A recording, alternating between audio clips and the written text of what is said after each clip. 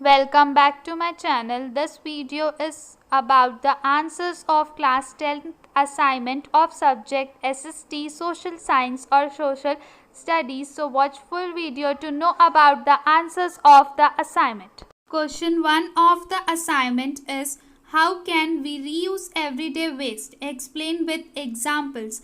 हम जो वेस्ट निकलता है हर दिन का उसको रीयूज़ कैसे कर सकते हैं, फिर से इस्तेमाल कैसे कर सकते हैं, एक बार इस्तेमाल करने के बाद एग्जाम्पल से समझाइए. Answer. One of the most important step which helps in reducing the environmental pollution is reuse of waste. एक बहुत ज़्यादा इम्पॉर्टेंट स्टेप है जो मदद करता है एनवायरमेंटल पोल्यूशन को, प्रदूषण को कम करने में. वो है वेस्ट को रीयूज़ करना, वेस्ट को इस्तेमाल करना. Therefore, we can adopt several methods to reuse everyday waste. Some of the important ways are given below. तो हम बहुत सारे मेथड्स अडॉप्ट कर सकते हैं वेस्ट को रीयूज़ करने के लिए. कुछ मेथड्स हैं. First methods is reuse of plastic bottles and glasses. Nowadays, plastic bottles and glasses are used vastly. Burning plastic bottles emit many toxic gases in the atmosphere which is very harmful for the living beings. These things can be reused after one use. हम plastic bottle और glasses को वापस से use कर सकते हैं एक बार use करने के बाद. आज की डेट में ये सारी चीज़ें बहुत ज़्यादा यूज़ हो रही है और अगर हम ये सारी चीज़ों को वापस रीयूज़ नहीं करते तो हम इसे कचरे की तरह ट्रीट करना पड़ता है. कचरे की तरह ट्रीट करते तो हम इसे जलाते हैं जिसके कारण बहुत सारी टॉक्सिक गैसेस एटमॉस्फेयर में रिलीज होती है जो कि बहुत हार्मफुल होती है. इसलिए इन चीज़ों को हम रीयूज़ कर सकते हैं. For example, plastic bottles can be reused as a planter. एक प्लांटर के रूप में हम प्लास्टिक बॉटल्स को यूज़ कर सकते हैं, उसमें हम प्लांट भी उगा सकते हैं. सेकेंड है use of egg shells. Egg a kind of waste but they are high in calcium, so sprinkling them on soil below the plants will boost the growth of plants. Egg shells, egg shell एक kind होता है waste का, एक type का waste है, लेकिन ये बहुत ज़्यादा कैल्शियम होता है इनमें जिसके कारण हम अगर इनको स्प्रिंकल कर दे, हम डाल दे इनको सॉइल में तो सॉइल की फर्टिलिटी बढ़ जाएगी जिसके कारण प्लांट की ग्रोथ बहुत अच्छी होगी. थर्ड है composting. The best way to reuse everyday food scraps is composting. In composting, decay process of organic materials is speeded with the help of microorganisms. In this manner, waste food materials becomes reusable and such compost materials are added to the soil to increase its fertility. Third है composting. किसी भी food scrap को, food scrap मतलब किसी भी food के छिलके को रीयूज़ करने का सबसे अच्छा तरीका होता है कंपोस्टिंग. कंपोस्टिंग एक प्रोसेस है जिसमें जो जितने भी ऑर्गेनिक मटेरियल्स होते हैं सबको ख़राब किया जाता है, सड़ाया जाता है माइक्रो ऑर्गेनिजम्स की मदद से.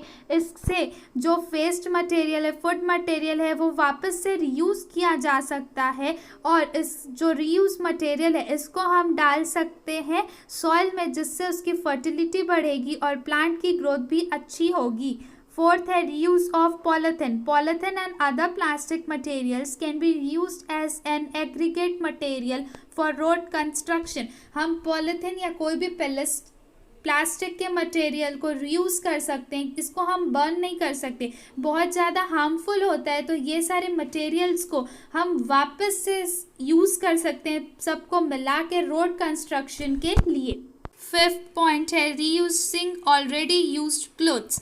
Clothes like shirts, t-shirts, pants, etc. can be reused for sewing pillows and quilting thin blankets.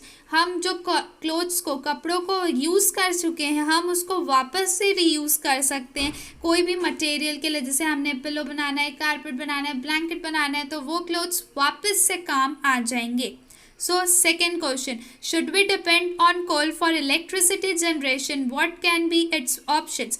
क्या हमको फुल इलेक्ट्रिसिटी जनरेशन के लिए कोल में डिपेंड होना ज़रूरी है? अगर नहीं तो क्या उसके ऑप्शंस हैं? Answer: for several decades, coal has been the raw material for producing electricity. In electricity plants, coal is used as a fuel. Unfortunately, this resource is limited and will definitely exhaust in near future. बहुत सालों से हम कोल को use कर रहे हैं electricity generate करने के लिए. बहुत सारे प्लांट्स में कोल यूज़ होता है इलेक्ट्रिसिटी के लिए एज अ फ्यूल, लेकिन ये जो सोर्स है, ये जो रिसोर्स है, वो लिमिटेड है और कुछ समय के बाद ये ख़त्म हो जाएगा कोल. Therefore, we should not be solely dependent on coal for generation of electricity. We should search for alternative option for producing electricity so that demand of electricity can be fulfilled with ease. Some alternatives that can be adopted are as follows. इसलिए हमको एकदम से कोल के ऊपर dependent नहीं होना चाहिए electricity generation के लिए. कुछ अल्टरनेटिव ऑप्शंस भी है इलेक्ट्रिसिटी प्रोड्यूस करने के लिए, जिसके कारण जो इलेक्ट्रिसिटी की डिमांड है वो ईजिली पूरी हो सकती है. तो जो अल्टरनेटिव्स हम अडॉप्ट कर सकते हैं वो है First, nuclear energy. In modern era, nuclear energy has been proved an important substitute for coal. Electricity can be produced in nuclear power plants with the help of nuclear energy. This is the reason that most of the countries, including India, are coming forward to make the nuclear energy first choice for producing electricity. Some examples include Tarapur Nuclear Reactor, Maharashtra, Narora nuclear reactor Uttar Pradesh. Nuclear energy, अभी के time में nuclear energy को एक अच्छा substitute माना जाता है. Substitute मतलब कोल की जगह हम उसी के जैसा यूज़ कर सकते हैं न्यूक्लियर एनर्जी को. और न्यूक्लियर पावर प्लांट्स में न्यूक्लियर एनर्जी को इलेक्ट्रिसिटी जनरेशन के लिए यूज़ किया जा सकता है. अभी इंडिया और बहुत सारी कंट्रीज़ इसी मेथड को अपना रही हैं. उसमें से कुछ एग्जांपल्स हैं तारापुर न्यूक्लियर रिएक्टर महाराष्ट्र में और नरोरा न्यूक्लियर रिएक्टर उत्तर प्रदेश में. Then second one is solar energy. Solar energy is the most abundant energy resource on the earth. It can be captured and can be used in several ways. So it can be used for electricity generation too. With the help of solar panels, the electricity can be generated. It is one of the cheapest source of electricity generation and also it is one of the renewable source and pollution free source. Solar energy, solar energy एकदम abundance में बहुत ज़्यादा है हमारे पास. इसको हम capture कर सकते हैं और इलेक्ट्रिसिटी जनरेट करने के लिए यूज़ कर सकते हैं. इलेक्ट्रिसिटी सोलार पैनल की मदद से जनरेट हो सकती है. ये एक सस्ता सोर्स है और ये एक पोल्यूशन फ्री सोर्स भी है. ये एक रिन्यूएबल रिसोर्स भी है जो कभी एग्जॉस्ट नहीं होगा. थर्ड है wind energy, efficient.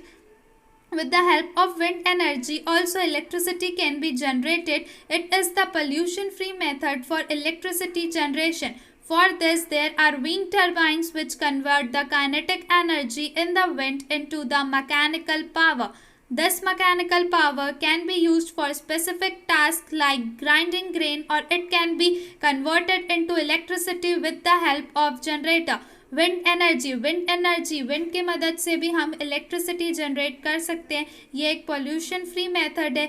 Wind energy को कन्वर्ट करने के लिए इलेक्ट्रिसिटी में टरबाइंस होते हैं और ये टरबाइंस करते हैं विंड की काइनेटिक एनर्जी को कन्वर्ट मैकेनिकल एनर्जी में. और इस मैकेनिकल एनर्जी को हम जनरेटर की मदद से इलेक्ट्रिसिटी में कन्वर्ट करके भी यूज़ कर सकते हैं. Then comes the fourth point, which is hydropower plants. With the help of running water also electricity can be generated. In the hydropower plants there are turbines which convert the kinetic energy of running water into mechanical energy, and then this mechanical energy of water is converted into electricity with the help of generator. This is a renewable source of energy. Hydro power plants, running water की मदद से भी हम electricity को generate कर सकते हैं. इसके लिए जो रनिंग वाटर होता है उसके पास एक टरबाइन लगाया जाता है. जो टरबाइन काइनेटिक एनर्जी प्रेजेंट होती है वाटर में उसको मैकेनिकल एनर्जी में कन्वर्ट करता है और इस मैकेनिकल एनर्जी को इलेक्ट्रिसिटी में कन्वर्ट किया जाता है जनरेटर की मदद से. ये एक रिन्यूएबल सोर्स है जो एग्जॉस्ट नहीं होता. Other sources include geothermal energy, natural gases, etc. Question number third. What are the differences between renewable and non-renewable sources? Renewable और non-renewable resource के बीच में क्या difference है? So answer basis meaning. Renewable resource, non-renewable resource. Those resources which can be used again and again are called renewable resources. वो resources जिनको हम बार बार use कर सकते हैं उसे renewable resource कहा जाता है. Those resources which cannot be used again and again are called as non-renewable resources. वो resources जिनको हम बार बार यूज नहीं कर सकते उसे non-renewable resource कहा जाता है. Second difference is exhaustible or not. Renewable resources are inexhaustible. Renewable resource कभी ना खत्म होने वाला resource है. Non-renewable resources are exhaustible. Non-renewable resource exhaustible है, वो खत्म हो सकता है. Third है pollution. Renewable resources are pollution free. Renewable resource pollution free होता है, उससे कोई pollution नहीं होता है. Non-renewable resources can cause pollution. Non-renewable resource से pollution हो सकता है. Then fourth, cost. Usually cost of the plants based on renewable resource is high. That is not PN, it is ON, on. Then non-renewable resource, cost of the plants based on non-renewable resource can range from medium to high. जो cost होता है plant का जो renewable resources use करते हैं उसका बहुत high होता है, लेकिन नॉन रिन्यूएबल रिसोर्स का मीडियम से हाई तक कॉस्ट होता है. फिफ्थ है एग्जाम्पल्स. रिन्यूएबल रिसोर्स के एग्जाम्पल्स हैं solar energy, wind energy etcetera. Non renewable resource के एग्जाम्पल्स हैं fossil fuels, nuclear energy etcetera. Fourth question, which public interest is important to keep in mind for the establishment of the industry? कौन से public interest हमें रखने चाहिए अपने mind में जब भी इंडस्ट्री एस्टेब्लिश हो? Answer, every industry has to follow certain rules and regulations before establishing any industry. The most important thing that is to be kept in mind is the public interest. So the points that fall into the category of public interest are as follows. Her industry को कुछ ना कुछ rules and regulations follow करना पड़ता है industry establish करने से पहले. सबसे ज़्यादा इम्पॉर्टेंट थिंग जो माइंड में रखनी होती है वो होता है पब्लिक इंटरेस्ट. तो कुछ इम्पॉर्टेंट पॉइंट्स पब्लिक इंटरेस्ट से रिलेटेड हैं. First, safety of citizens. Before establishing any industry, it is necessary to see whether the industry conforms all the safety rules and regulations for the safety of the citizens. पहला है safety of citizen. कोई भी industry establish करने से पहले ये देखना ज़रूरी होता है कि इंडस्ट्री सारे रूल्स और रेगुलेशंस जो बना रही है वो सिटीजन्स के लिए सेफ है या नहीं है. Then second one is insurance against any accidental loss.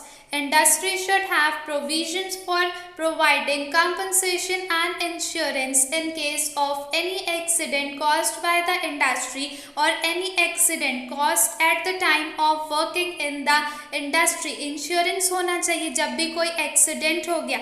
अगर इंडस्ट्री में कोई एक्सीडेंट हो गया या कोई वर्कर काम कर रहा है और गलती से उसके ऊपर कुछ गिर गया या उसकी डेथ हो जाती है या वो घायल हो जाता है तो कुछ ना कुछ कॉम्पनसेशन कंपनी को प्रोवाइड करना, इंडस्ट्री को प्रोवाइड करना चाहिए. इंडस्ट्री में ये प्रोविजन होना ही चाहिए. थर्ड है environment concern. While the question arises to set up an industry, eco-friendly environment should be given the most priority because in any place it is the environment which affects the life of living beings including the citizen.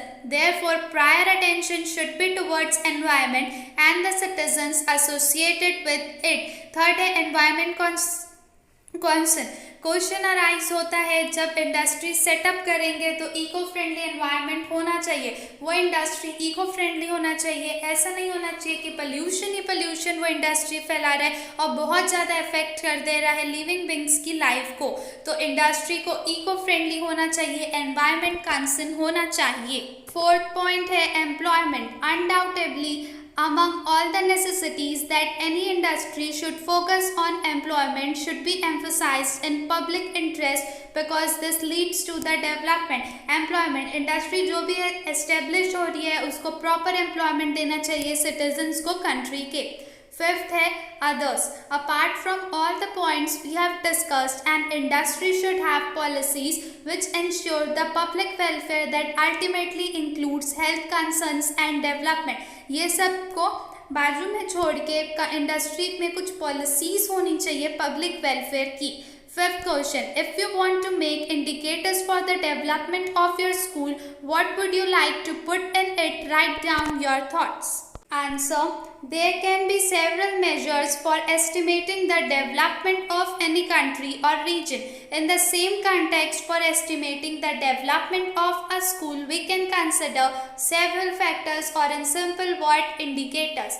Times now we can move forward towards all those indicators that give us a rough idea about the development of our school. Some of them include, बहुत सारे measures हो सकते हैं किसी भी country या region के development को measure करने के लिए. उसी तरह school के development को measure करने के लिए भी हो सकते हैं. तो चलो आओ हम देखते हैं तरीके measure जिससे कर सकते हैं indicators. First है education.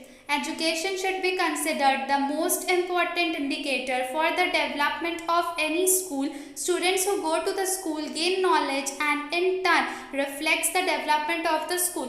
Education एक इंडिकेटर है कि अगर बच्चे स्कूल जा रहे हैं, वो उन्होंने गेन की नॉलेज, तो वो बताता है कि स्कूल कितना अच्छा है, वहाँ एजुकेशन कितनी अच्छी मिल रही है, और वो स्कूल का डेवलपमेंट बताता है कि कितनी डेवलप है स्कूल की, वो इतना अच्छा नॉलेज दे पा रही है बच्चों को. Second indicator is literacy. The other important indicator that can be seen apparently and eventually determine the development of any school is the literacy. The more literacy will lead more development. Literacy means कितने पढ़े लिखे हैं वो school में, कितने ज़्यादा लोग पढ़ लिख रहे हैं वो स्कूल में, ज़्यादा से ज़्यादा पढ़े लिखे स्कूल वो स्कूल से डेवलप हो रहे, तो ये बताएगा कि स्कूल कितना ज़्यादा डेवलप है. थर्ड है student teacher ratio. Another important indicator of the development of a school is the student teacher ratio. It is generally the total number of the students divided by the total number of teachers in a school. Student teacher ratio भी एक indicator है. ये generally होता है जिसमें हम क्या करते हैं, जो टोटल नंबर होते हैं स्टूडेंट्स को, उनको टोटल टीचर्स से डिवाइड करते हैं. For example, student teacher ratio of 15 is student teacher ratio is 15:1 indicates that there are 15 students for every one teacher. 15:1 का रेशियो बताता है कि हर एक टीचर के पास 15 स्टूडेंट है, और दूसरी हाथ में 40:1 है, वो हमको ये बताता है कि 40 स्टूडेंट्स के लिए एक टीचर है. Obviously, better outcomes can be expected from 15:1, and therefore student-teacher ratio is also an important indicator that should be kept in mind. तो best outcome हमको मिलेगा जहाँ पे एक टीचर हो 15 बच्चों के लिए, तो ये भी एक तरह का इंडिकेटर है. फिफ्थ है presence of facilities. Certain facilities should be present in school like washroom facilities, libraries and computer labs for the students should also be there. The facility which the school is providing is also an indicator of development. जो facilities present होती हैं किसी भी school में, जैसे washroom की facility हो गई, कंप्यूटर लैब, लाइब्रेरी, ये सारी फैसिलिटीज़ भी एक इंडिकेटर है डेवलपमेंट के लिए. I think you have got all the answers. So if you like the video, then like, share and subscribe, and also thank you for watching the video.